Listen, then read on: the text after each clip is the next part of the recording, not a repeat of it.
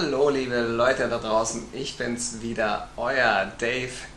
Heute widmen wir uns einem Thema, was ich glaube jedem schon passiert ist, und zwar eine krumme Nadel. Ich meine, das passiert so schnell beim Arbeiten, wenn man dann die Airbrush benutzt und vor allem wenn man die ohne die Schutzkappe benutzt, so wie ich das ganz oft ganz gerne mache. Um einfach vorne dann den Dreck wegzukriegen, dann nimmt man die ja ganz gerne ohne und dann airbrusht man so schön und dann macht oder fällt einem runter und das ganze Ding ist am Arsch vorne. Ich habe da schon einen Haufen kaputter Nadeln, um ehrlich zu sein. Die werden jetzt wieder weg.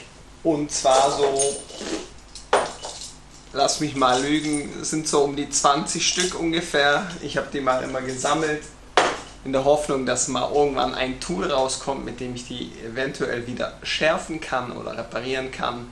Und das ist passiert. Das Teil hier ist der Sharpen Air, extra für Airbrush-Pistolen, für die Nadeln. Ich glaube, für so ziemlich alle Nadeln geeignet.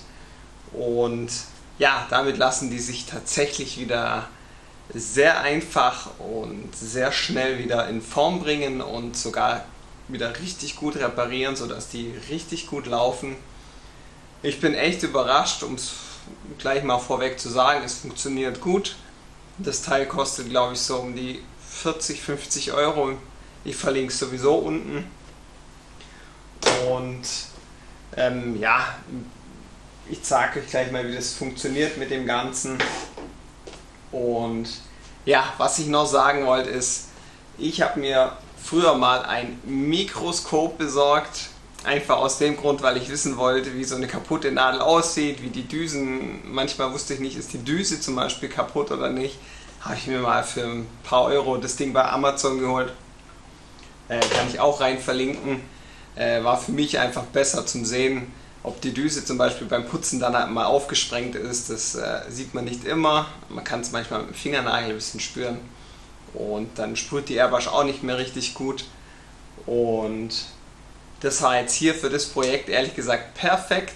Es war zwar ein mega Geficke, da rein zu filmen, um die Nadeln zu filmen, wie ich die repariert habe, aber es hat funktioniert. Ich hoffe dafür ein Like extra. Nein, Spaß beiseite, aber das war ein richtiger Hickhack. Ich habe es hinbekommen.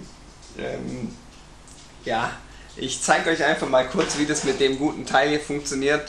Und zwar hat der hier vorne die Öffnungen 1, 2, 3 und 4. Step 1 und 2 ist dafür da, um die Nadel wieder, wenn sie einen leichten Schaden hat, wieder gängig zu machen. Und Step 3 und 4, wie ich der Anleitung entnehmen konnte, ist dafür da, um wieder beim großen Schaden quasi wieder einen Konus hinzubekommen, und dann muss man die quasi wieder in Step 1 und 2 reinmachen, damit die einfach wieder scharf ist. Und das geht recht easy, also ich zeige es euch einfach nur mal kurz. Bei so einer kaputten Nadel, die steckt man einfach rein. Und fängt an, die ein bisschen zu drehen. Innen drin sind halt Schleifsteine, relativ feine, die das dann halt eben schleifen wieder und es wieder eine richtige schöne Form gibt. Macht man so 15, 20 Mal, dann zieht man die raus, geht in Step 2 und dann ist die wieder relativ scharf. Dann sollte man die am Ende nur noch polieren. Da war auch ein Schleifpad, ich denke mal so ein 3000er mit dabei. Das habe ich jetzt bei mir hier unten einfach mal mit drauf gemacht ans Mikroskop. Da kann man die nochmal handpolieren, damit sie richtig glatt ist. Dafür eignet sich natürlich das Mikroskop perfekt, weil dann macht man die Nadeln nicht gleich wieder kaputt. Das ist eigentlich schon der ganze Zauber. Also ich muss sagen, ich bin begeistert. Das funktioniert sehr gut. Die Airbrushs haben danach wieder super funktioniert, die Nadeln.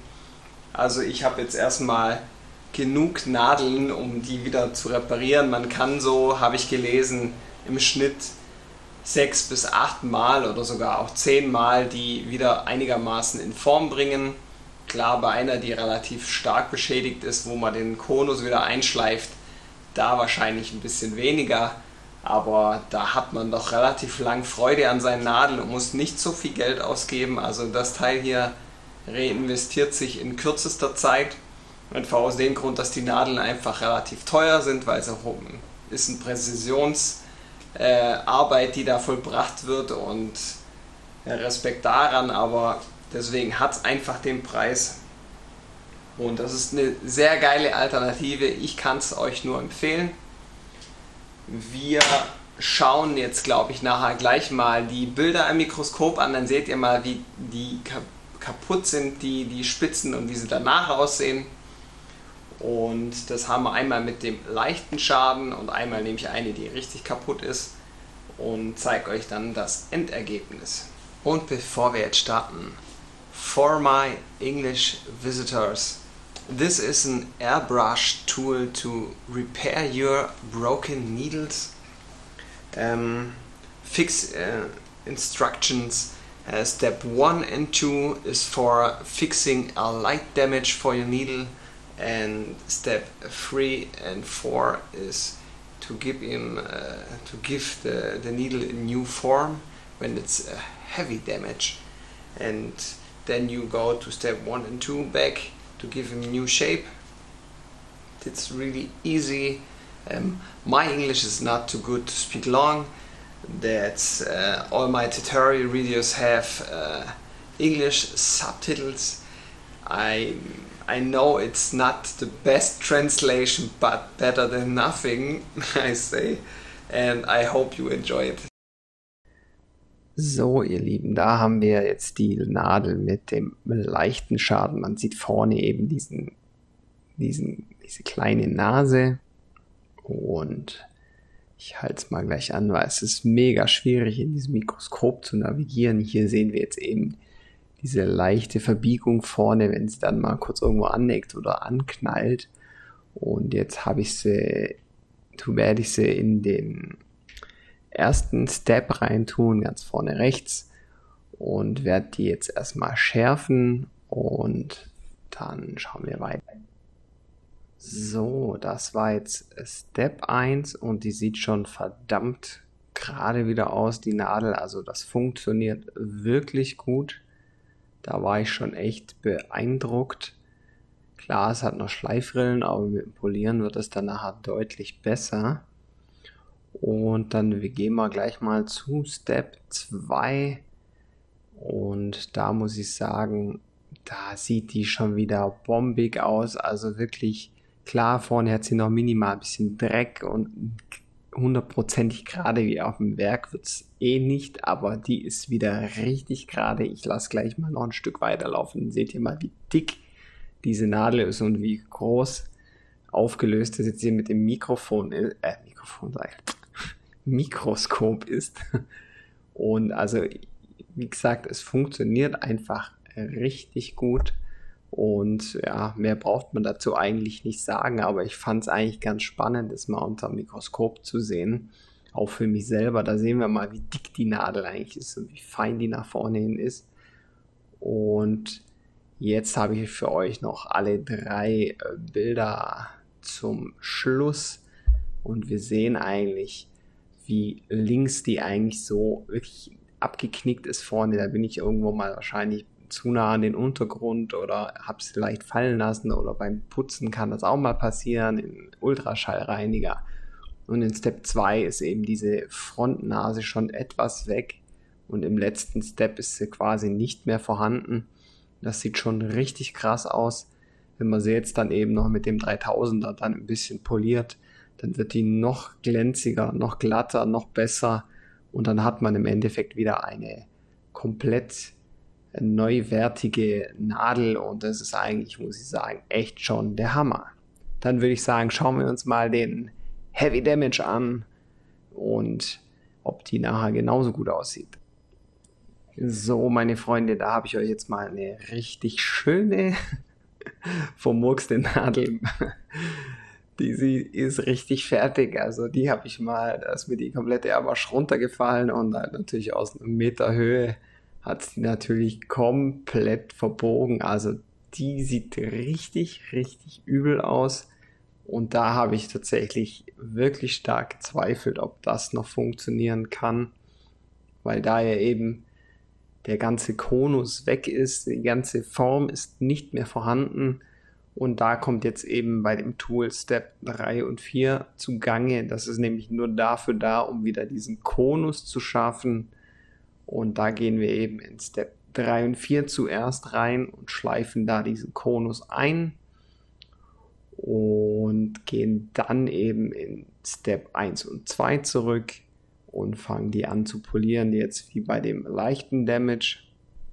Und dann ist das eigentlich eine ganz einfache Sache. Ich war sehr gespannt, ob es funktioniert. Um es kurz zu machen, es hat sehr gut funktioniert. Also wie gesagt, ich bin von dem Tool echt begeistert.